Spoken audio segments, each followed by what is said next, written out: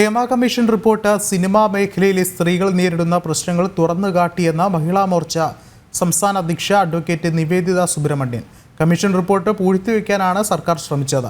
Report പുറത്തുവിടാതിരുന്നത് ചൂഷകരെ സഹായിക്കാനാണ്. Report പുറത്തുവിടണമെന്ന ആവശ്യം ഉന്നയിച്ച് മഹിളാ മോർച്ച സംസ്ഥാന സർക്കാരിന് നിവേദനം നൽകിയിരുന്നതായും അഡ്വക്കേറ്റ് നിവേദിത സുബ്രഹ്മണ്യൻ പറഞ്ഞു. ഈ ഹേമ കമ്മീഷൻ റിപ്പോർട്ട് തൻ്റെ മേശയ്ക്ക് മുമ്പിൽ വന്നിട്ടും എന്ത് നടപടിയാണ് ഈ കാസ്റ്റിംഗ് കൗച്ചിനെതിരെ സ്വീകരിച്ചിട്ടുള്ളത് എന്ന് മുഖ്യമന്ത്രി പറയണം. അതിന് ബാധ്യസ്ഥനാണ് മുഖ്യമന്ത്രി എന്നുകൂടി ഈ അവസരത്തിൽ സൂചിപ്പിക്കുകയാണ്.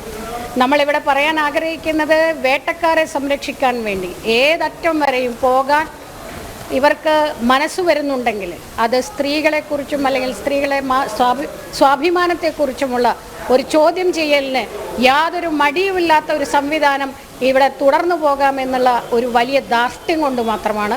ഇതിനെ തീർച്ചയായിട്ടും സ്ത്രീ സമൂഹം ഒന്നടങ്കം ചോദ്യം ചെയ്യും.